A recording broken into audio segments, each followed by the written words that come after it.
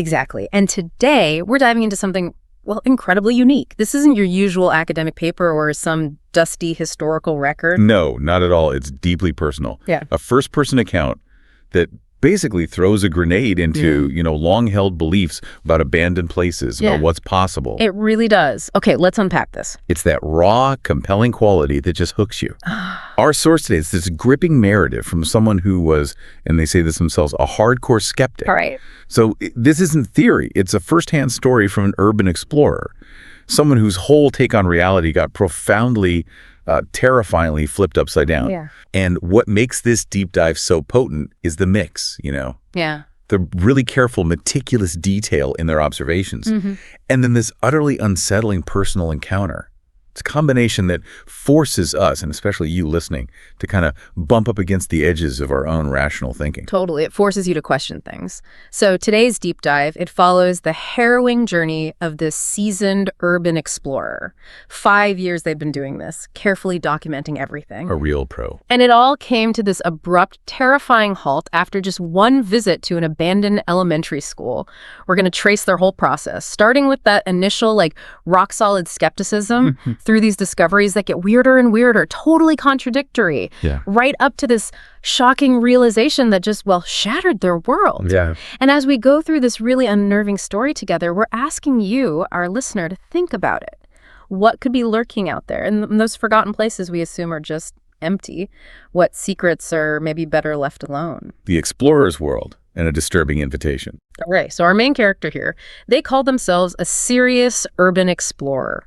And for 5 years solid, they'd been meticulously documenting Chicago's abandoned buildings. Right, not just casually snapping photos. No, not at all. They built up this pretty significant online presence, specifically an Instagram account. And it showcased a really distinct style, almost academic, you could say. Yeah, followers knew the deal. Clean architectural shots. Right. No blurry stuff, no shaky cam trying to suggest something spooky. Exactly. No grainy flashes of light. And the captions were always thoughtful, giving you real historical context about these decaying places, maybe some commentary on, urban decay itself or preservation efforts or the lack thereof. What was absolutely key to their whole identity was this strict avoidance of sensationalism. You wouldn't find any clickbait titles like Haunted School or anything like that. Right. No dramatic music, no ghost claims. Zero. They said that kind of garbage was for teenagers trying to go viral, not serious urban explorers.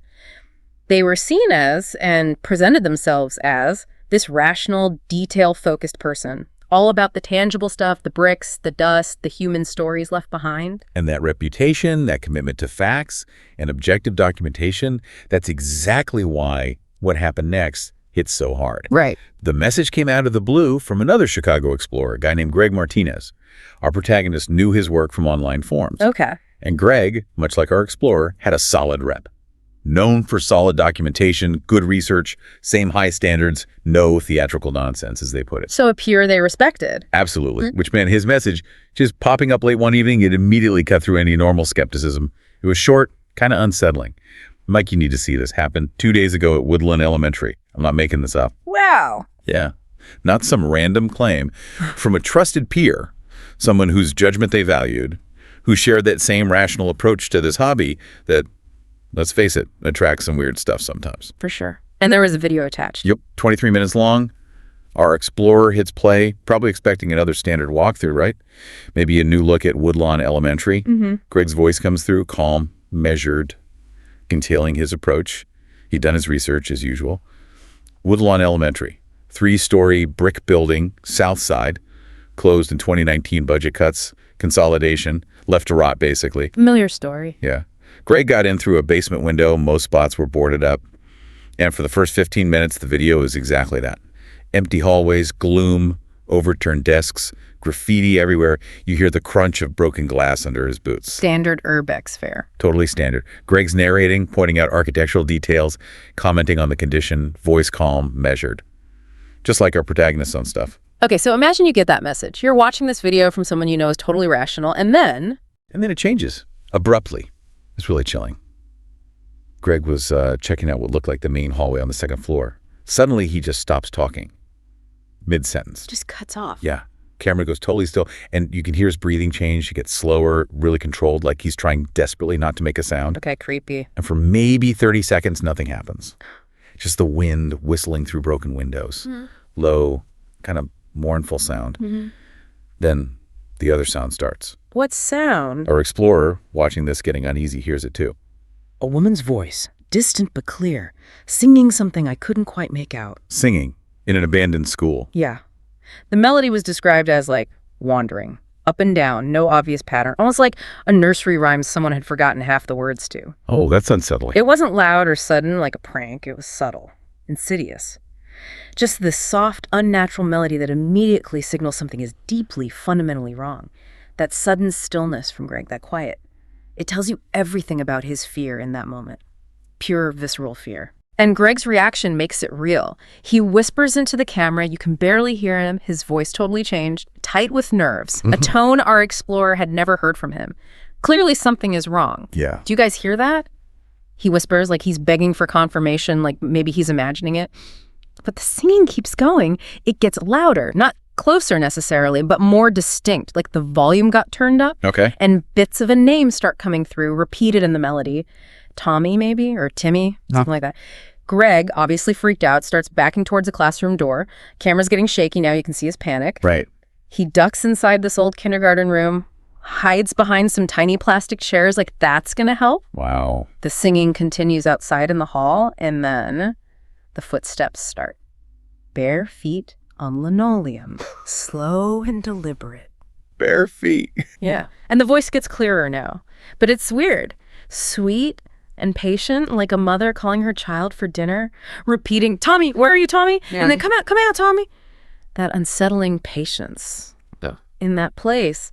It gave our explorer chills, even just watching it miles away. The tension just keeps ratcheting up.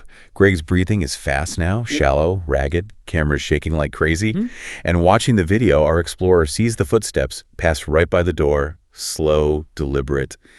And they catch this quick, terrifying glimpse of red fabric move past the door frame, like a dress or a skirt. Oh, wow. So someone is there. It seems like it. Yeah. And whoever it is keeps calling that name, pacing back and forth in the hall like this bizarre game of hide and seek. Sometimes she stops. Total silence, except for Greg just gasping behind those little chairs. Agonized. Then she starts again. Yeah. Always back to that sing-song call. "Tommy, tell me, where did you go?" Yeah. This goes on for like 5 minutes. Felt like forever. Greg doesn't move a muscle. Our explorers holding their breath watching. Yeah. But the creepiest part, the voice. It was too cheerful, too patient, like a game that stopped being fun hours ago, but they just keep going relentlessly, obsessively. God. Finally, though, the singing and footsteps start moving away. Yeah, slowly faded down the hall, quieter, receding into the building silence. Greg waits another whole minute, maybe just making sure. Then whispers, barely audible, "I'm getting out of here." Smart move. The rest of the video is just his frantic escape, sneaking back to the basement window, trying to be quiet, constantly looking over his shoulder. You can just feel the terror. Right before he gets out, he turns the camera back towards the second floor. And for the first time, our explorer sees her clearly. A woman in a red dress, standing at the broken window at the end of the hallway, looking down at him. Just watch. Just watching, not calling anymore. Silent. Unnerving. Greg scrambles out the window, runs across the playground to the fence, looks back one last time. She's standing at the school's main entrance now, still in the red dress, still just watching him leave, a silent sentinel. Jeez. The video cuts out abruptly. Just Greg, breathless, in his car, face sweaty in the camera light. "I don't know what that was," he gasps, voice totally raw with fear, "but I'm never going back there." Wow. Okay, so our protagonist sees this. What's the reaction? Dismiss it. Not at all. Their skepticism actually made them dig in. They watched it again, and a third time, meticulously looking for any signs of fakery. They'd know what to look for. Exactly. 5 years of this stuff, you learn to spot bad audio mixing, convenient camera glitches just before the ghost appears, friends hiding off camera, all the usual tricks. But Greg's video, it had none of that. His fear looked horribly real. The audio was consistent, no weird edits. And crucially, that woman, she appeared too briefly and too far away for any kind of fancy staging or setup. Plausible deniability. Gone. Pretty much. The timestamp confirmed it all. 2 days ago, 3:47 p.m., Woodlawn Elementary School. Just like Greg said. Our explorer closes the laptop, just deeply unsettled. Yeah, I bet. For 5 years, they dismissed this stuff. Always had a logical explanation. Homeless people, other explorers messing around, weird building acoustics. But Greg wasn't some rookie trying to get clicks. His other stuff was solid, respectful. He'd never posted anything supernatural. And that woman's voice, calling that name, patient and sweet and totally wrong for an abandoned building in the middle of the afternoon, it just stuck with them, challenged everything they thought they knew. The quest for rationality, research, and preparation. So next morning they wake up, laptop still open, searching for Woodlawn Elementary. Coffee's cold. Mine's just racing, right? Gotta find answers. Totally. They immediately dove into research, found local news coverage confirming the closure, 2019, budget cuts, consolidation, the usual sad story for urban schools. Right, left empty. And then, inevitably, the follow-up stories. Neighborhood blogs, community forums, residents complaining about break-ins, vandalism almost immediately. Someone set small fires in classrooms in winter 2020. Drug paraphernalia found regularly in the playground. Just the typical depressing slide into neglect for an abandoned building in a struggling area. Predictable, but still sad. No. Did they verify the location itself? Oh, yeah, immediately. Pulled up Google Street View, typed in the address, and then began this meticulous cross-referencing, real testament to their analytical approach. Checking every detail. Every single one. The 3-story brick building looked exactly like Greg's footage. Same broken windows, same specific graffiti tags. The chain link fence with those obvious gaps cut into it. Okay. They spun the view around, checked all sides. Easily found the exact basement window Greg used on the east side. Everything matched, down to the last detail. So location confirmed. Greg wasn't faking that part. Definitely not. And this careful, almost scientific verification, it really highlights that skeptical mindset. They were desperately trying to build a logical explanation for Greg's experience. First step. Anchor it in reality. Make it fit a known category. Right, contain the weirdness. So what was their rational explanation? How do they try to make sense of the singing, the red dress? They built a whole framework. Okay, so someone was living in Woodlawn Elementary, probably a woman dealing with psychological issues. That was the core theory. Makes sense on the surface. The red dress could be a fixation. People having breaks sometimes latch onto specific items, right? They'd seen similar things before. A guy in a factory always wearing a hard hat. A woman in a mall carrying 3 purses. It fit a pattern. Okay, plausible. And the singing, calling Tommy. Auditory hallucinations. Or just someone talking to themselves, common in isolation. The patient, repetitive nature. Actually fit, they thought, with certain mental health conditions they'd read about. So they had it all figured out. Exactly. A neat, logical story. Greg stumbled into her space, saw behavior that only seemed weird because he lacked context. Case closed, debunked, comforting in a way. Yeah, keeps the world making sense. But it wasn't quite enough, was it? They still wanted to go. Right. That robust, rational framework didn't totally scratch the itch. The motivation to go themselves was, well, twofold. Partly professional curiosity, see the place, get the evidence. But maybe even stronger was the need to prove my theory correct. Yeah. For someone who'd been doing this for 5 years, confident in their ability to explain things away, this was just another location with another story of urban decay and human displacement. A chance to confirm their logic. Exactly. Approach it detached. Find the mundane explanation. So, listener, here's the question. Driven by curiosity, needing answers, even with that little bit of fear creeping in, Right. would you have gone? Would you risk it to prove your theory? It's a tough call. Yeah. So how did they prepare? Meticulously, I assume. Oh, absolutely. Reinforce that professional approach. Total contrast to what happens later. They got out the standard kit, heavy-duty LED flashlight, plenty of backup batteries and waterproof cases, protein bars, water bottle, The usual explorer gear. basic first aid bandages, antiseptic, painkillers, phone with a portable battery pack, plus a backup phone, even a backup digital camera, just in case. Covering all bases. Like that safety checklist can protect you from... Yeah, well, from anything. Exactly. A bit of a false sense of security, maybe. Because some dangers you just can't pack for. Before leaving, they sent the routine text to David, their safety contact. To check in. Yep. Exploring Woodlawn Elementary on Southside today. Should be back by 6 p.m. Call police if you don't hear from me. David was used to it, but still worried. At least someone knew where they were. Okay, so they drive down there. Yeah, through neighborhoods they rarely visited, lots of boarded up houses, empty lots, took longer than expected, traffic was slow, finally got there, parked across the street, got their first real look at Woodland. Worse than the pictures. Way worse. Sat in the car, assessing it. 3 stories of brick, just decaying faster than you'd think. Broken windows everywhere, some jagged, some just empty holes, graffiti layered thick, couldn't even see the original brick, and the fence, total joke. At least 4 obvious gaps cut right through. One near the entrance, big enough for a motorbike. Clear, the city had just given up, written it off. So they get out, ready to go in. Yeah. Feeling any different this time? Yeah, actually. They pulled on the backpack, double-checked the location tracking on their phone, standard procedure. But here, it felt more important here than at most places I'd explored. Why? Something about how remote it felt, plus those obvious signs of regular activity, the gaps in the fence, the general vibe, it just made them more careful than usual. A little crack in that usual confidence. Interesting. How'd they get in? Follow Greg's route? Nope. Preferred to find their own way, maybe stay objective, maybe just habit. They walked around to the west side and found the perfect spot. A ground floor window where the entire frame had been removed, leaving a rectangular opening that looked like a doorway. Easy access. Super easy. No climbing, no glass. Someone had even put a concrete block underneath to make it even simpler. Suggested frequent use, almost like an invitation. Which is weird for a place that should be sealed up. Definitely weird. And then the smell. Yeah. The first real jolt. The smell hit me before I'd fully stepped inside. Not just the usual damp, musty decay. It was a mix. Mold, decay, and something else I couldn't identify but didn't want to think about too hard. Something else. Yeah. That initial vague wrongness, the smell you can't place that your gut just recoils from. It's the first hint, that subtle foreshadowing, that this place holds more than just rotten neglect, that unnamed smell kind of lingers as this prelude to the unthinkable. Unsettling discoveries, contradictions within decay. Okay, so they step inside, flashlight out, starting the methodical documentation. First floor. What did they see initially? Pretty much standard abandonment, first grade classroom, tiny desks overturned, papers everywhere bleached by the sun, faded alphabet poster clinging to the wall. The ghost of learning. Exactly. Moving through the rooms, same story.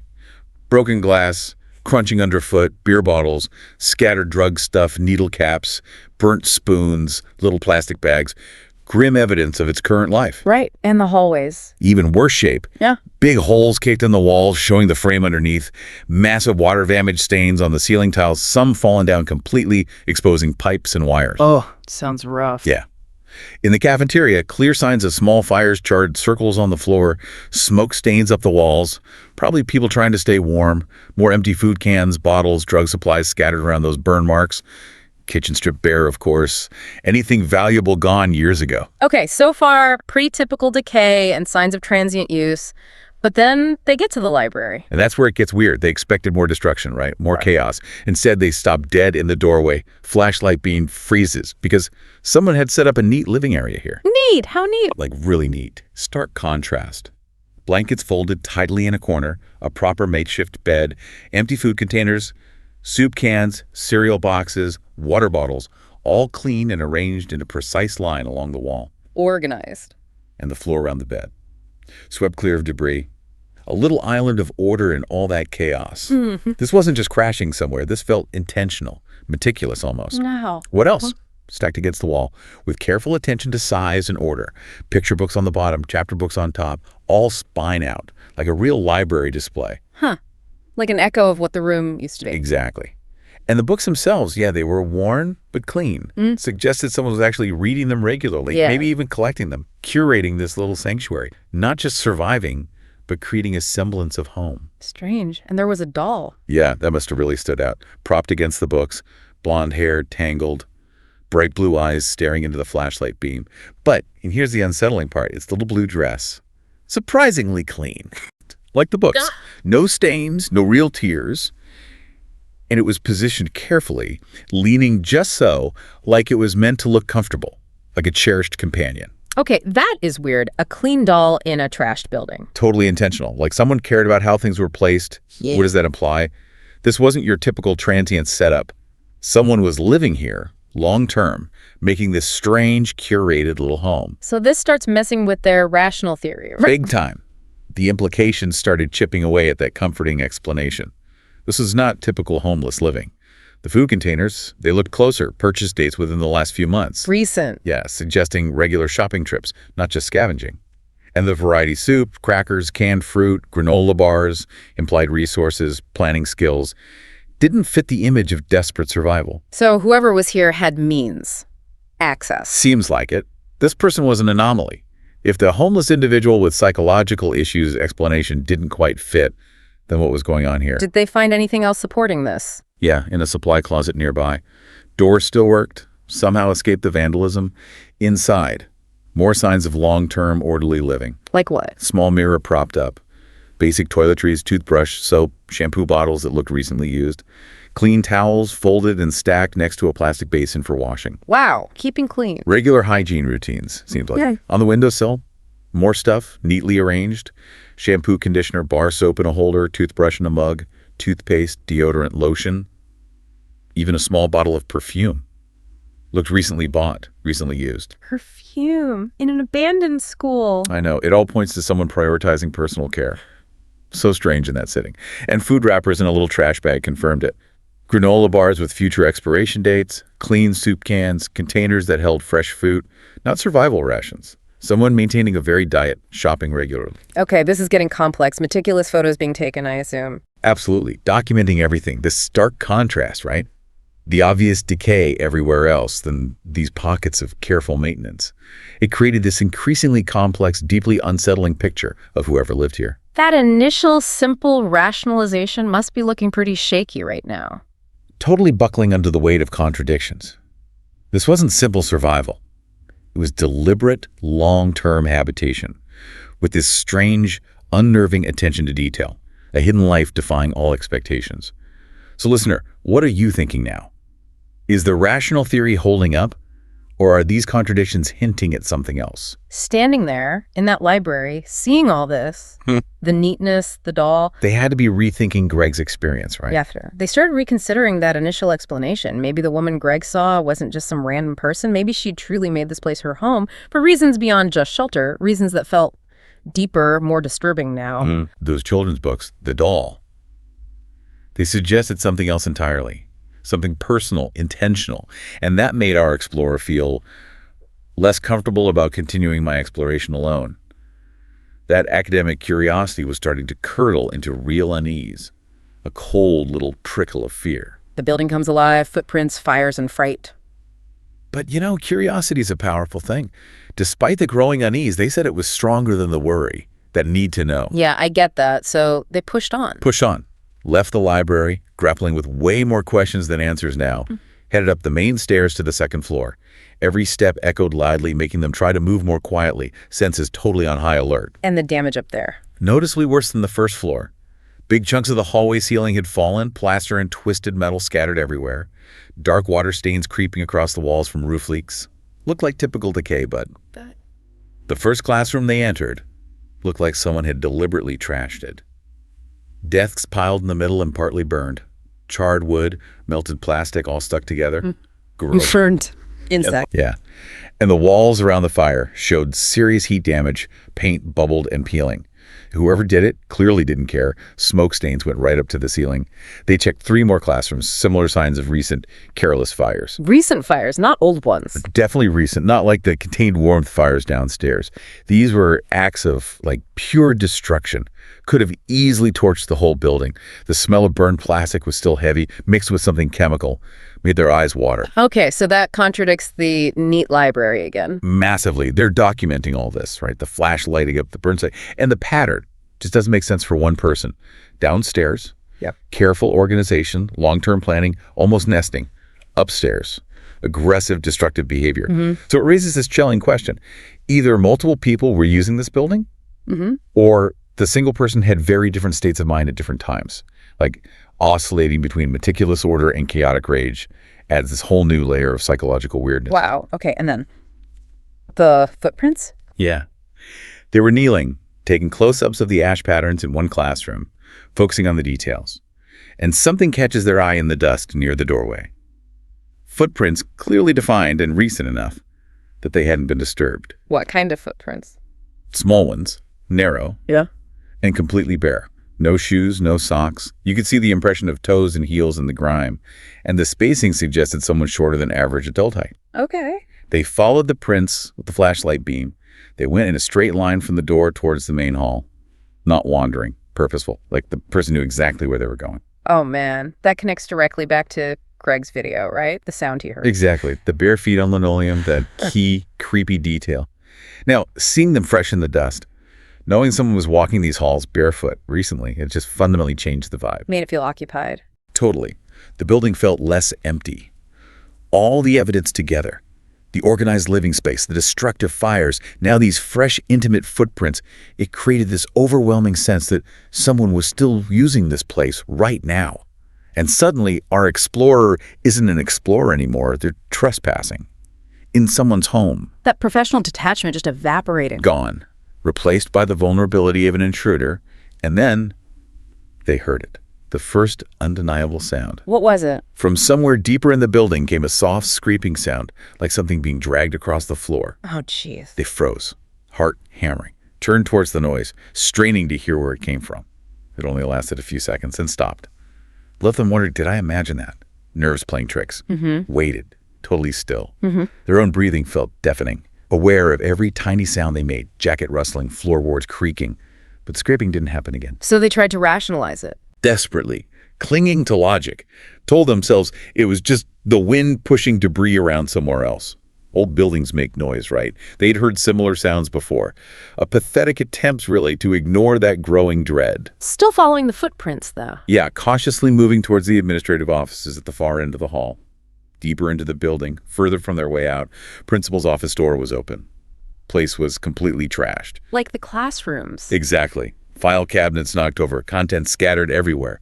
Spray paint covering every wall, layers of tags. Reinforced that pattern of careless destruction. Violent contrast to the library. Solidified this image of a chaotic, unpredictable presence. But then in the main office area, more organization. You guessed it. Behind the reception desk, the contradictions continue. Another supply closet, door works. Inside. Meticulously turned into storage. Women's clothing, folded, stacked on makeshift shelves. Jeans, sweaters, blouses, all clean, arranged by type and color. Clean clothes. Suggests shopping again? Right, not scavenged stuff. And on the windowsill, more toiletries arranged neatly. Shampoo, conditioner, soap, toothbrush in a mug, toothpaste, deodorant, lotion. That perfume again. Recent. Used. Still so weird. Food wrappers? Yep, in a small trash bag. Granola bars expiring months from now. Clean soup cans. Plastic containers from fresh fruit. Not survival eating. Someone maintaining a varied diet. Shopping regularly. So the picture just gets more and more complex. Totally. They're still taking photos, building this visual record, this crazy contrast. The building's decay, broken glass, water damage, fires, versus these pockets of careful maintenance, almost domesticity. It paints this deeply unsettling picture of whoever lived here. That initial theory is just gone. Shredded. This wasn't simple survival. It was deliberate, long-term habitation with this bizarre, unnerving attention to detail. A hidden life defying all expectations. So, listener, where's your head at now? Rational theory holding up? Or does this feel like something else entirely? The unthinkable revelation beyond logic. Okay, so they're in the admin office, photographing the toiletries, trying to stay analytical. And then the atmosphere just shifts. Abruptly. Terrifyingly. A sound cuts through the silence, yanks them right out of their focus. They heard distinct footsteps from somewhere below me. Footsteps. Like real ones. Not settling noises. No. Unmistakable human movement. Slow, deliberate steps on linoleum, moving with purpose, not just wandering. They froze, every muscle tight, listening, breath caught in their throat. Oh, man. The footsteps continued, steady pace, casual almost, not hiding, not hurrying. The sound carried clearly through the damaged building, echoing. Our explorer could track the movement on the first floor. Then the steps paused, directly below where they were standing in the admin office. Complete silence stretched out, felt like minutes, probably 30 seconds. Agonizing. And then They started again, but moving in a different direction now, towards the main stairwell, the one our explorer used to get up there. oh, no. The realization hit, full force, visceral. Someone was coming upstairs and coming right for them. Okay, panic time. What do? Immediate cold dread, frantically thinking options. The person's heading for the main stairs, their only clear way out. Gotta find another escape, now, without making noise. Right. Moving super quietly, trying not to kick any debris, they crept towards the opposite end of the hall, saw those faded emergency exit signs. If it was standard school design, there should be a second stairwell down there. Get to the first floor without running into whoever's coming up. Only hope. Desperate gamble. Did they see anything as they moved? Yeah. Past one of the broken windows overlooking the playground. Movement below catches their eye, a flash of color. They peek down carefully, using the jagged glass as cover. A figure in red fabric was moving through the first floor hallway directly beneath me. Red fabric, like Greg's video. Exactly the same color Greg described. Bright red, flowing like a dress or skirt. Couldn't make out details from that angle, but it confirmed someone was inside, moving like they knew the place.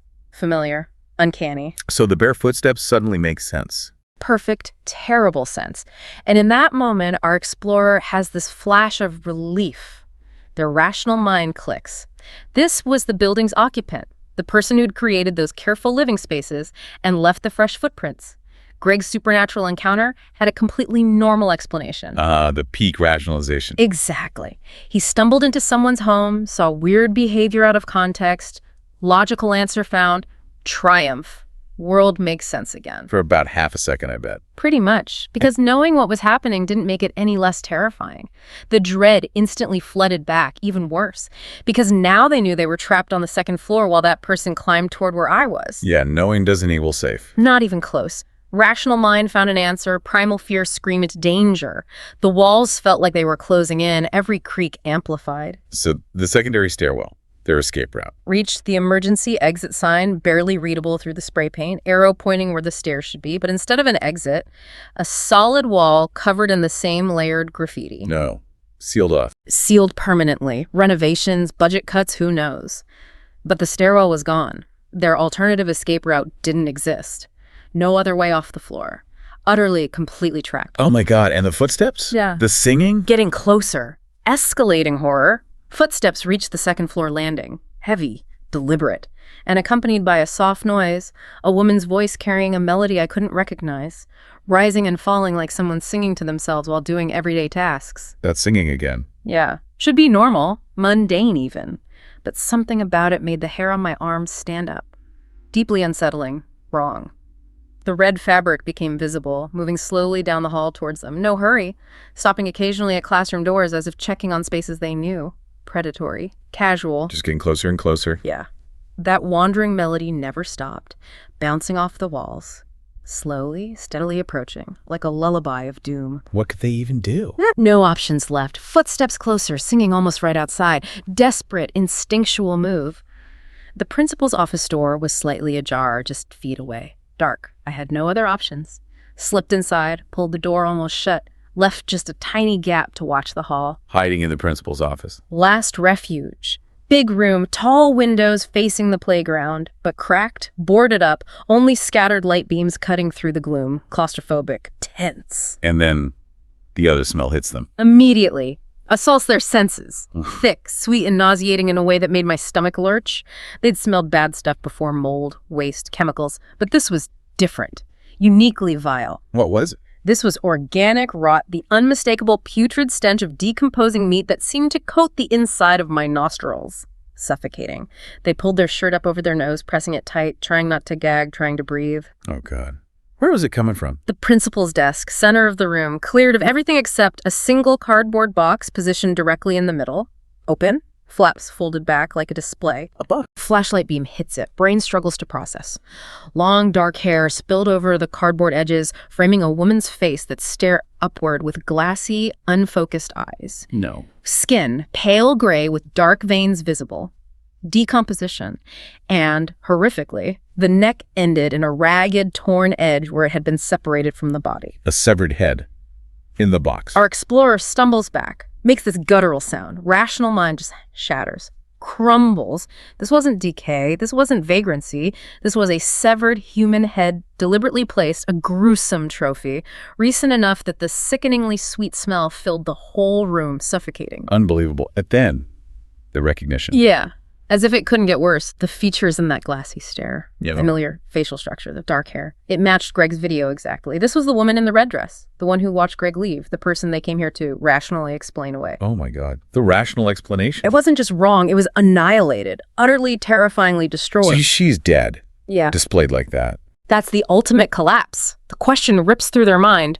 Who had Greg actually encountered? Who was wearing the red dress and making that terrifying sing-song noise in the hallway outside this office right now? All logic gone. Replaced by this abyss of unthinkable horror, the world just stopped making sense. And that's when they made the noise. Stumbled. Exactly. Reeling from the horror, legs like jelly, they stumbled back. Foot caught an overturned chair leg. The metal scraped loudly against the linoleum floor, harsh, echoing, ripped through the office out into the hall, deafening announcement. I'm here. Oh no, what happened then? Immediate response. Chillingly precise, the soft singing outside, cut off, mid-note. Rapid footsteps replaced the previous measured pace, moving directly toward the office door with purpose and speed. Adam right for them. No hesitation. The principal's office door, still slightly ajar, swings open slowly, deliberately, revealing the true occupant. Who was it? Figure in the entrance, tall, skinny, emaciated silhouette, stringy hair hanging around a face twisted into. An expression of pure, unadulterated joy at finding them cornered. And he wore the same red dress from Greg's video. The fabric flowing around his bony body like a costume that belonged on someone else entirely. A cruel parody. Not the woman. Something else. Something worse. God, he was holding. That's the final horror. What made their legs go weak. Hanging by its hair from his grip. Casually. Another severed head, fresh blood still dripping from the ragged neck, wound onto his bare feet. Another one. Face unfamiliar, bloated, pale. But the wide-eyed terror frozen there. Chilling. The man's smile stretched impossibly wide, showing teeth that were stained dark. Unimaginable depravity, burned into their mind forever. Did he say anything? He spoke.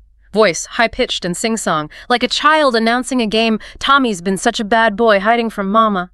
That innocent melody from the video, twisted into something monstrous. Tommy.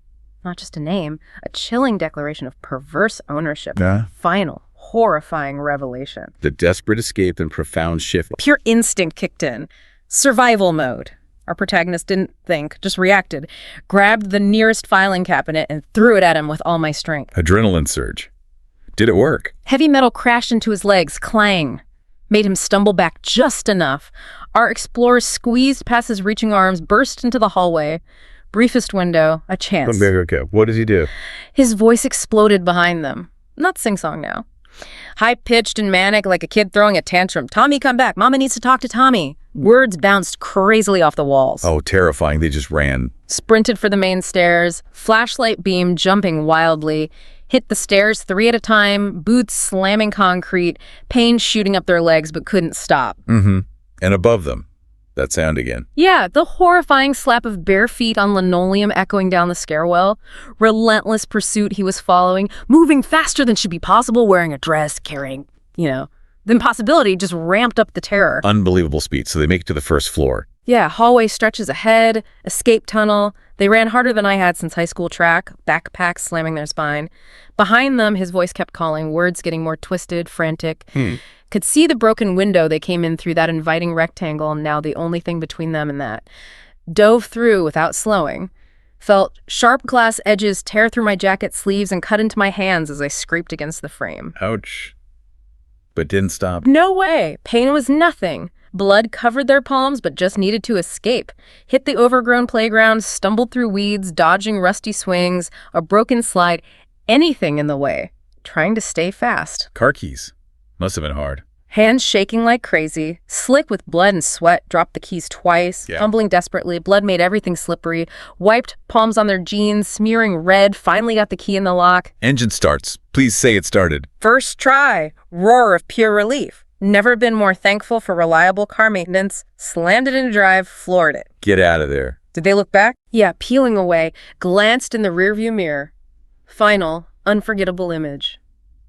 The figure in the red dress stood in the school's main entrance, exactly where Greg had seen the woman watching him leave. But it wasn't just watching this time. No. This time, this thing was screaming words I couldn't understand, raw, guttural sounds, waving the severed head above his head like some kind of trophy, victory dance of madness, high-pitched, manic voice carrying across the playground, final, horrifying farewell. Oh my God. Just drove. Sped down the street, taking random turns, just getting away.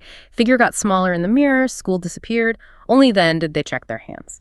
Multiple shallow cuts, bleeding, needed cleaning, but not stitches. Tangible proof it was real. The drive home must have been surreal. Total mental fog, brain on autopilot, kept trying to process, find a rational explanation again.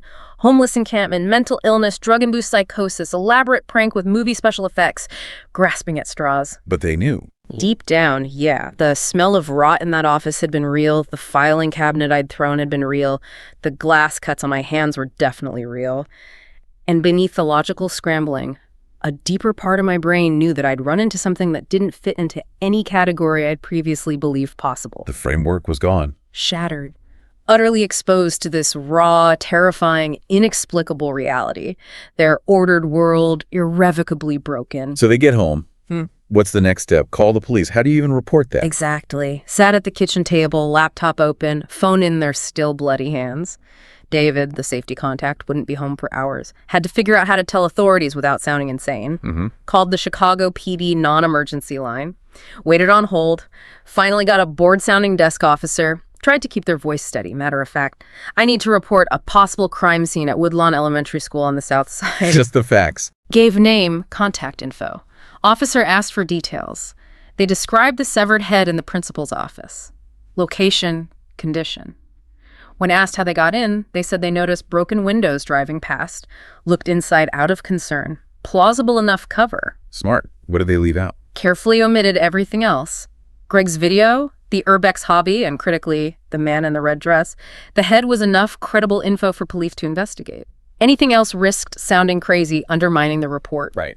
Officer took the statement, said detectives would follow up. Standard advice to stay away. Advice they definitely planned on taking. And then the life changes started. Yeah. Immediately. Pretty much instantly. Yeah. Hung up the phone, looked at their phone, the window to their old world, then opened Instagram. 5 years of photos, thousands of followers, hundreds of pictures, their whole explorer identity. What did they do? Deleted the entire account without downloading any of the content. Yeah. Just gone. Irreversible act, complete rejection of that life. Wow. That's huge. Equipment, too. Next step. Pulled up the online marketplace, listed everything. Flashlights, batteries, first aid, cameras, safety gear, backpack. Nearly $1,000 worth.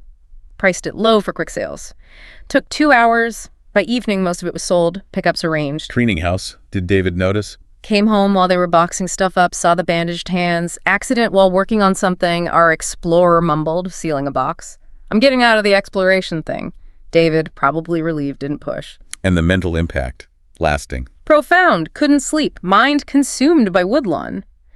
The organized spaces versus the horror, the doll, the head in the box, the man in the dress chasing them, carrying that other head like a child's toy, his screams. Haunting. For 5 years, they'd treated urbex like research, documenting decay, economic impact, always rolled my eyes at people who claimed to see ghosts or monsters. Dismiss them. Now, their whole belief system, their logical framework, shattered. I was wrong about what might be hiding in abandoned places, they concluded. Terrifying new truth. Some buildings weren't just empty. Things lived there. Things that stayed where normal people wouldn't look. Things that defied all logic. That excitement for exploring.